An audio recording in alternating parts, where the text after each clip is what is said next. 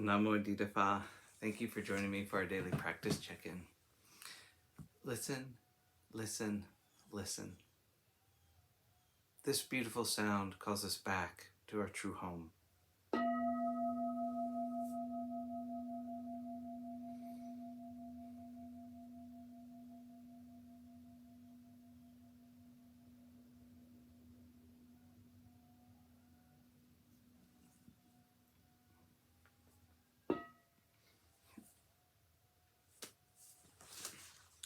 The second mindfulness training. Aware of the suffering caused by exploitation, social injustice, stealing, and oppression, I vow to cultivate loving kindness and learn ways to work for the well-being of people, animals, plants, and minerals. I will practice generosity by sharing my time, energy, and material resources with those who are in real need. I'm determined not to steal and not to possess anything that should belong to others. I will respect the property of others, but I will prevent others from profiting from human suffering or the suffering of other species on earth.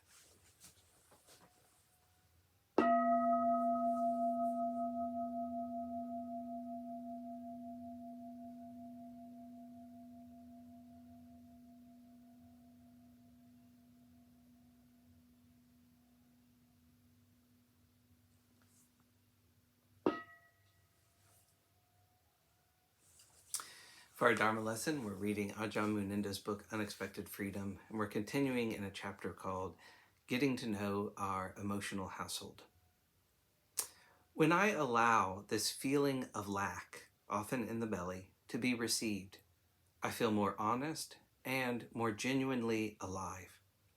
Related aspects of the experience start arising, memories and sensations, and if I track them, if I follow them and listen to them, not getting lost in them, not getting into arguments with them, but simply receiving them with kindness and patience, I start to feel that there is all this unlived life, emotions I didn't want to live through, didn't like, didn't agree with, and therefore stuffed them in the basement. We feel like we're lacking because we are lacking. There's all this unacknowledged life of ours that has been driven into unawareness, that's unreceived, unlived through, and it's getting very antsy. Sooner or later in practice, we come to a stage where we can no longer ignore the fact that we feel that something is not right, a stage when affirmations and the various other devices don't work anymore. We always have the option of giving up, of course, and indulging our belief in the possibility of fulfillment offered by sense gratification.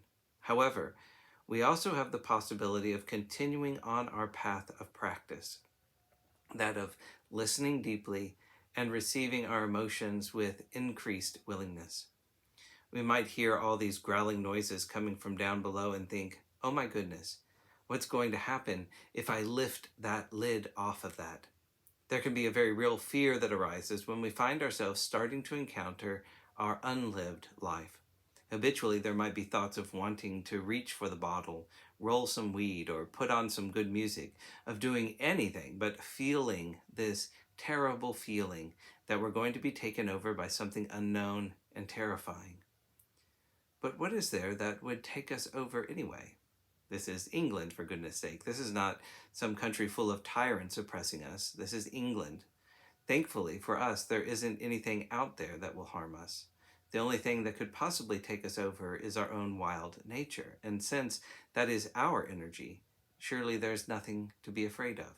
Of course it can, and at times does, feel like there is something to fear. But let us remember that just because we feel afraid, it does not mean anything terrible is about to happen. How many times have we been fooled by the way these beguiling emotions appear?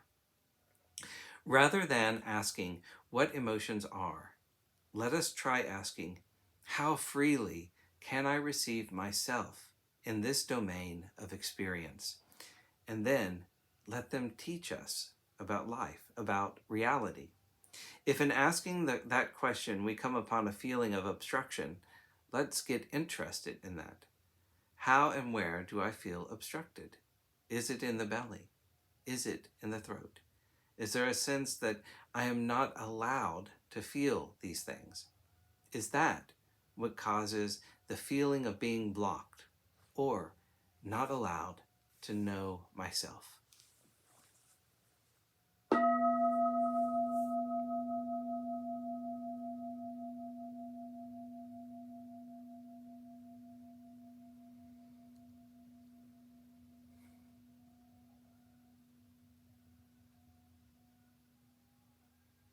May all beings be well. May all beings be happy.